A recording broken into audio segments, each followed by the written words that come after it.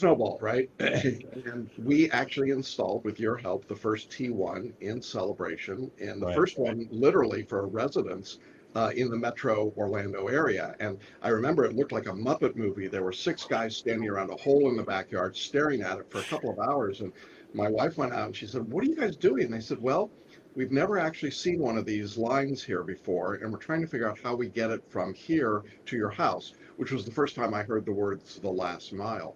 Right. And it became a really big issue, and you helped solve that problem. And we actually ran conduit all over the place. It was a wild setup, but we made it work. Yeah, because we ran And fiber, if I remember correctly, from the first floor through conduit. So the connection was to your laundry room.